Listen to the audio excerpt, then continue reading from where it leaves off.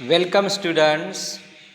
Today we are going to learn a beautiful poem which is given on page number 65.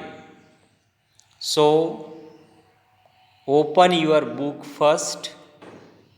See on page number 65. There is a poem, Unit 3.1, Coromandel fishers, म्हणजे कोरोमंडल किनाऱ्यावरील कोळी.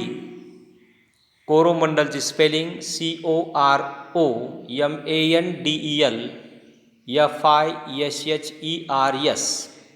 Coromandel fishers. Coromandel हे adjective. त्याने fishers या नामाबद्दल अधिक माहिती सांगितली. म्हणजे noun used as adjective. इथं ॲडजेक्टिव्हमधील नामाचा वापर विशेषण म्हणून असं या टायटलमध्ये आपल्याला ग्रामर सांगता येईल. नाऊन यूज्ड ॲज ॲडजेक्टिव्ह, नामाचा वापर विशेषण म्हणून. फिशर या नामाबद्दल कोरोमंडल या नामाने अधिक माहिती सांगितली. हा झाला ग्रामरचा एका शब्दामध्ये भाग, एका ओळीमध्ये. कोरोमंडल किनाऱ्यावरील कोळी. कोळी म्हणजे मासेमारी करणारे लोक. The poem is written by a famous Indian poetess Sarojini Naidu. This is a poem composed by Sarojini Naidu, who is a famous author, famous poetess in Indian literature. The poem is about the fisherman's life. ही कविता कोळी लोकांच्या जीवनावर आधारित आहे. Of Coromandel coast. Coromandel coast means the southern part of our east coast, and the poem is rich in imagery. The poem is rich in word pictures portrayed by Sarojini Naidu. या कवितेमध्ये भारताच्या कोरोमंडल किनाऱ्यावर राहणाऱ्या कोळी लोकांचं जीवन यामध्ये वर्णन केलेलं आहे. सुरुवातीलाच या कवितेमध्ये कवयित्री आपल्या सहकार्याला म्हणजेच कोळ्याला सकाळी सकाळी सूर्य उगवण्यापूर्वी उठवतायत आणि म्हणतात की हे बंधू, पहाटेचा पहिला सूर्यकिरण आकाशामध्ये दिसू लागला आहे. तू उठ, लवकर उठ.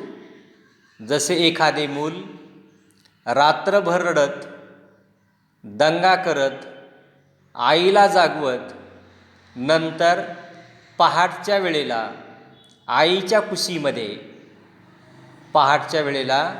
आईच्या कुशीमध्ये शांत झोपी जाते, त्याप्रमाणे रात्री उग्र स्वरूप धारण केलेला हा वारा आता लहान मुलाप्रमाणे शांत झोपलेला आहे. समुद्रावरती कुठल्याही प्रकारचा वारा नाही, म्हणून लाट पण निर्माण होत नाही, नव्हे तरंगसुद्धा निर्माण होत नाही. तो एकदम शांत आहे. आणि अशा वेळेला तुला उठवून बोटीवर बसून लवकरात लवकर समुद्रावर जाऊन मासे मारी करावायची आहे. अशा प्रकारची एक विनंती सरोजिनी नायडू या कवितेमध्ये त्या फिशर लोकांना करत आहे. अशा प्रकारचा आशय आणि विषय या कवितेमध्ये मांडलेला आहे. तर सगळेजण आता आपण तयार आहोत. पान नंबर 65 वरती सर्वांनी पहा. स्पेलिंग तुम्ही पाठ केलेले असतील. स्पेलिंगच्या जीवावर तुम्हाला आणखीन ही कविता अधिक कळेल. चिटचॅटला आपण सुरुवात करूया. Chitchat. What time do you get up early in the morning? What time do you get up early in the morning? सकाळी तुम्ही लवकरात लवकर केव्हा उठता? प्रत्येकाचं उत्तर हे भिन्न भिन्न असणार आहे. कोणी म्हणेल I get up early in the morning at 6 o'clock. कोणी सांगेल I get up early in the morning at 5 o'clock. काही म्हणतील I get up early in the morning at 7 o'clock. प्रत्येकाचं उत्तर हे भिन्न असणार आहे. What time do you go to bed? What time do you go to bed? तुम्ही रात्री बिछाण्यावरती किंवा झोपायला केव्हा जाता? Answer I go to bed. I go to bed late at night 10 o'clock और 11 o'clock. रात्री 10 वाजता किंवा 11 वाजता मी बिछाण्यावरती जाऊन झोपतो. Fair do you spend your holidays? Fair do you spend your holidays? तुम्ही तुमच्या सुट्टीचा कालखंड कुठं खर्च करता? व्हेअर म्हणजे कोठे, जागा किंवा ठिकाण. Fair do you spend your holidays? तुमचा सुट्टीचा कालखंड तुम्ही कुठं घालता? तर प्रत्येकाचं उत्तर हे भिन्न भिन्न असणार आहे. I spend my holidays in my uncle's village, in my uncle's town, in my uncle's city, किंवा I spend my holidays in close to nature or I work in the farm. प्रत्येकाचं उत्तर हे सेपरेट असणार आहे, भिन्न असणार आहे. तिसरा भाग आला what adventures. What adventures do you like? Adventure म्हणजे काय? साहस किंवा धाडस. असे साहसाचे किंवा धाडसाचे कोणकोणते खेळ तुम्हाला आवडतात? What adventures do you like? Answer I like boating, I like trekking, I like scuba diving, I like mountaineering and something else. प्रत्येकाचं उत्तर भिन्न असणार आहे. कोणतंही एक निवडा किंवा यापेक्षा वेगळंही निवडू शकता. शेवटचा प्रश्न. After you finish your education, after you finish your education would you like to work close to nature? शिक्षण पूर्ण झाल्यानंतर तुम्हाला निसर्गाच्या सानिध्यामध्ये काम करायला आवडेल का? याचं उत्तर प्रत्येकाचं भिन्न.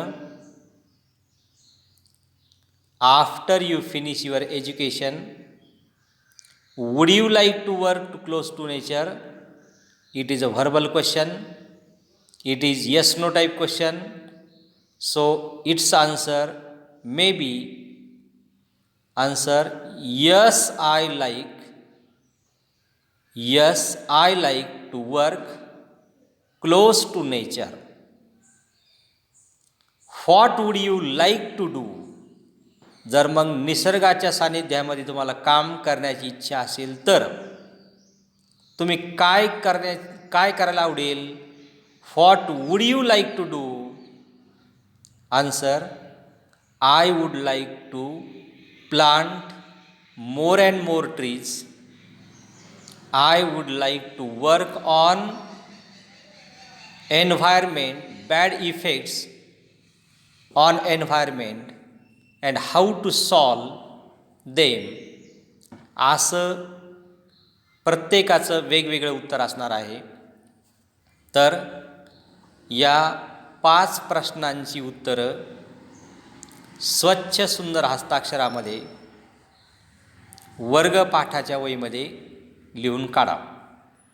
इथपर्यंत कळालं? कविता अधिक कळण्याकरता चिटचॅटचे प्रश्न निर्माण केलेले असतात. Number 2, expanding horizons. Expanding horizons. Expand म्हणजे वाढ किंवा विस्तार. होरायझन म्हणजे क्षितिज. HORIZON.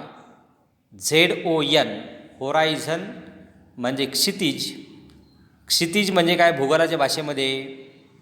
का जिथं आकाश जमिनीला टेकल्यागत वाटतं त्याला म्हणायचं क्षितिज. इंग्लिशमध्ये the line at which the sky and the earth appear to meet. जिथं धरणी आणि आकाश एकमेकांना टेकल्यासारखे वाटतात त्यांना म्हणायचं क्षितिज. तर एक्सपॅन्डिंग होरायझन या क्षितिजाचा वाढ विस्तार करा. हे करत असताना write as many words as you can.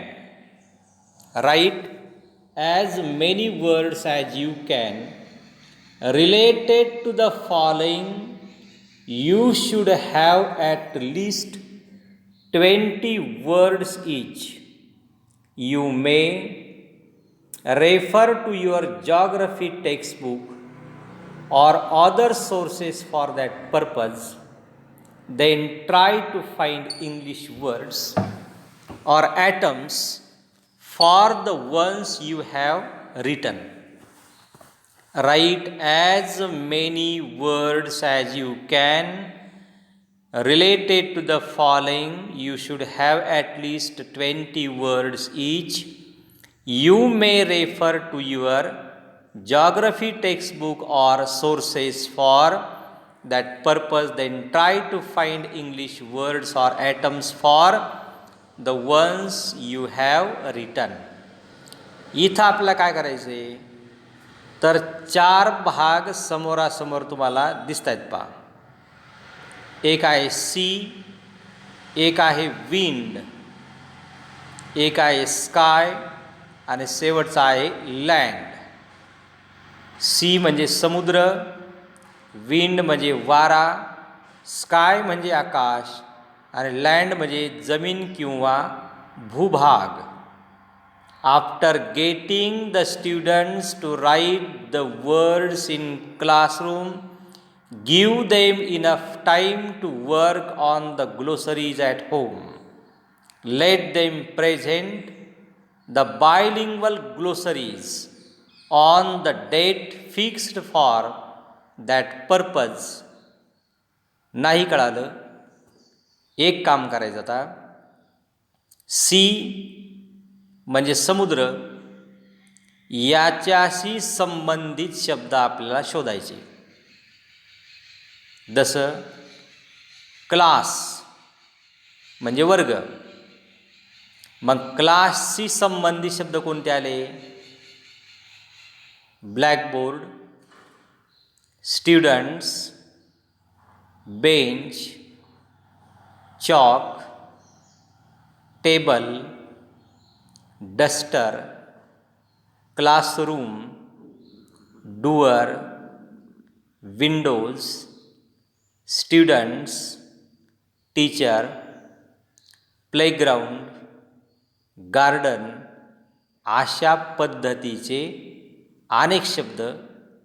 तसे सी या नामाबद्दल आपल्याला असे काही शब्द शोधायचे आहेत आणि ते त्या बाणाच्या खुणेच्या समोर लिहून नंतर त्याची एक यादी बनवायची खाली. म्हणजे ह्या बाणाच्या खुणेच्या समोर आपल्याला सीच्या संबंधी नावं लिहून खाली पुन्हा एक ओळ सोडून प्रत्येक शब्द आणि त्याचा सोपा इंग्लिशमध्ये अर्थ आणि मराठीमध्ये अर्थ, त्याचबरोबर त्या शब्दाचं थोडंसं स्पष्टीकरण. पुन्हा एकदा ऐका. सी, स्काय, विंड आणि लँड असे 4 शब्द आपल्याला दिले. या 4 शब्दापैकी आपण सी हा शब्द निवडला. सी या शब्दाला जेवढे बाण दाखवलेले आहेत तेवढ्या बाणापेक्षा अधिक शब्द तुम्ही त्याच्यासमोर संबंधित शब्द लिहा. फॉर एक्झाम्पल, व्हायज म्हणजे जलमार्ग, वॉटर म्हणजे पाणी, वेव म्हणजे लाट, फिश म्हणजे मासा, ओशिन म्हणजे समुद्र, सी प्लांट म्हणजे समुद्री वनस्पती, निफ्टाईड म्हणजे भरती, आयलंड सी म्हणजे समुद्रीय बेट, कॉन्टिनेंटल सेल्फ म्हणजे भूखंडीय भाग,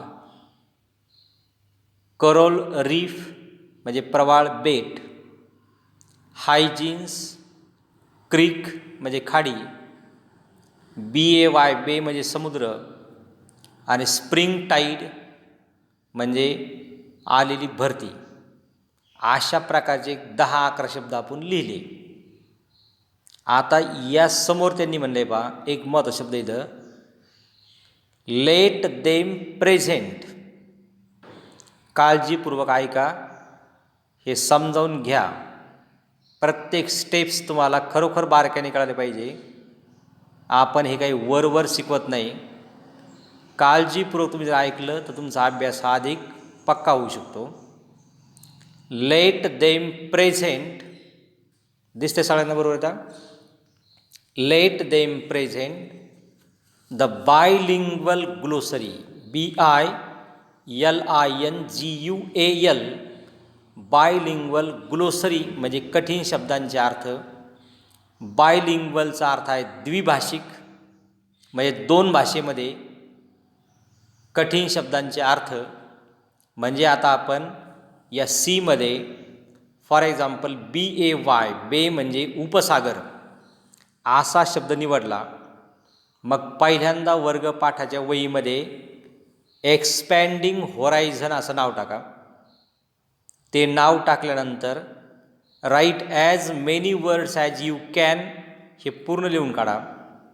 पुन्हा खाली 2 ओळी सोडा किंवा 4 ओळी सोडा. पानाच्या मध्यभागावरती SEAC असा शब्द लिहा. त्याला कर्कटाने छोटंसं गोल करा. त्याला बरोबर अशा बाणाच्या रेषा पट्टीने मारा का जेणेकरून ते सरळ येतील. त्या आल्यानंतर हे समोर तुम्हाला दिसते ना पहा, स्प्रिंग टाईड, बे, क्रीक हे सगळे शब्द लिहून काढा. अधिक शब्द तुम्हाला जर शोधता आले तर तेही शब्द लिहा. आता हे संपल्यानंतर खाली पुन्हा 1 ओळ सोडा. आता आपल्याला विषय घ्यायचा आहे बायलिंग्वल ग्लोसरी, म्हणजे जे शब्द तुम्ही दिले त्या शब्दांचं सोप्या इंग्लिशमध्ये स्पष्टीकरण आणि त्याचा पुन्हा उपयोग काय होतो. तर आपण एक शब्द निवडला. नंबर 1 BAY बे म्हणजे उपसागर. BAY बे म्हणजे उपसागर. मग उपसागर म्हणजे काय, तर मराठीतल्या तिथं 3 बाजूंना जमीन असलेला खाऱ्या पाण्याचा मोठा जलाशय. BAY बे म्हणजे उपसागर, 2 टिंब,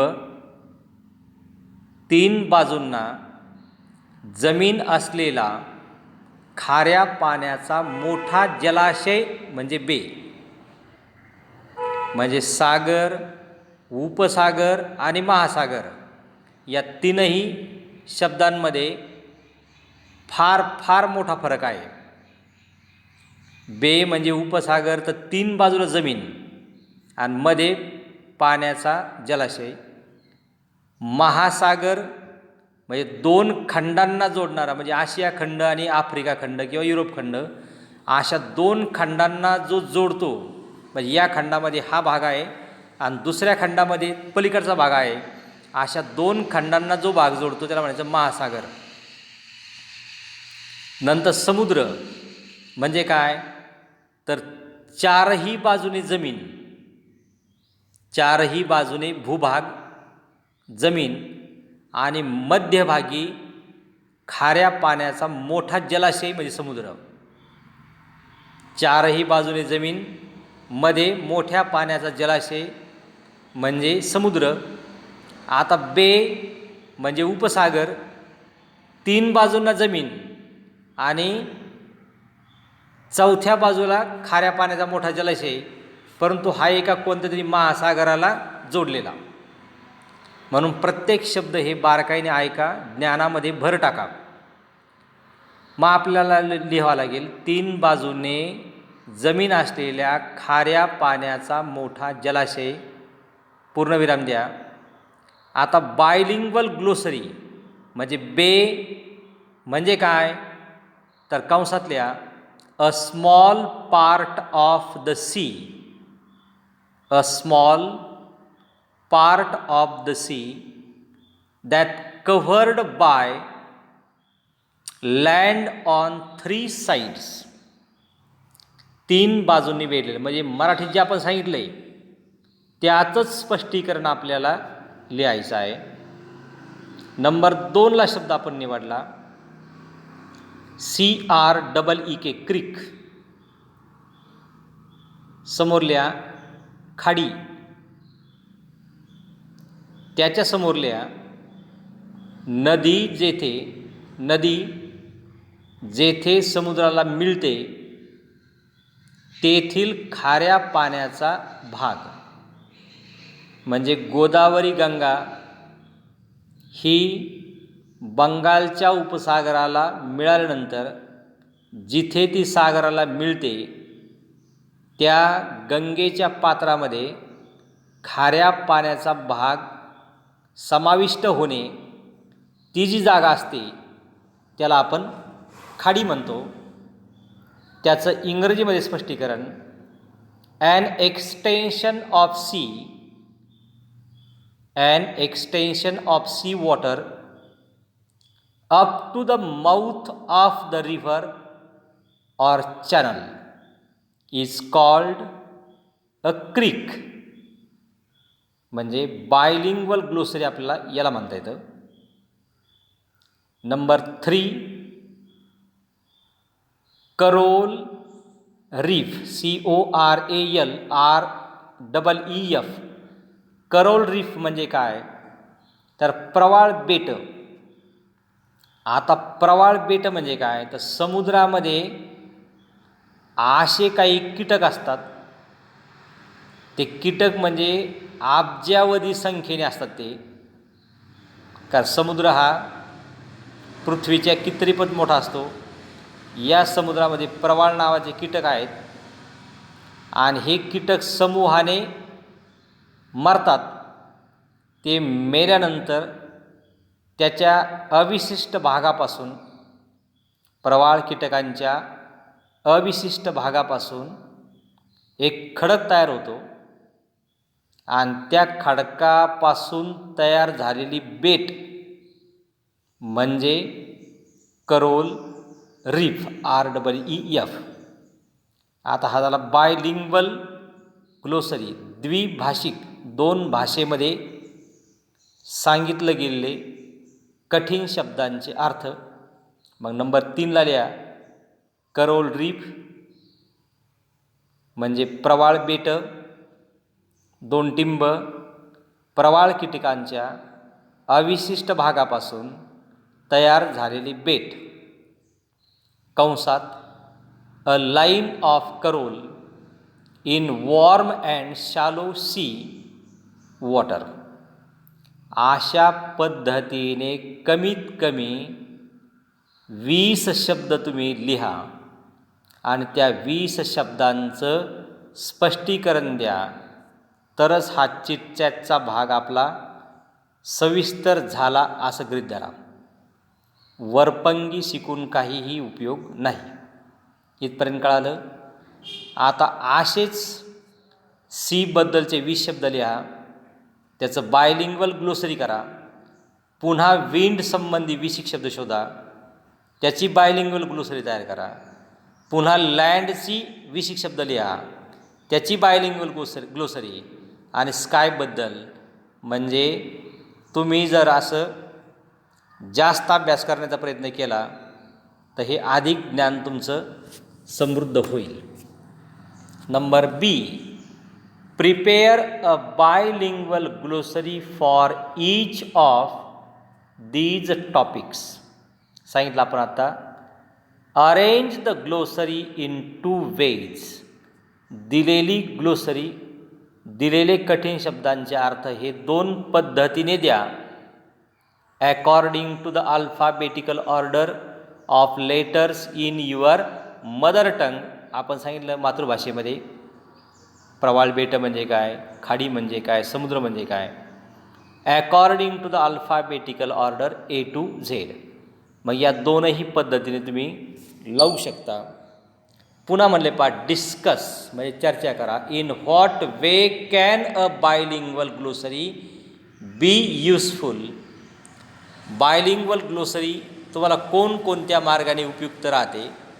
what is the advantage of arranging the words according to the alphabetical order.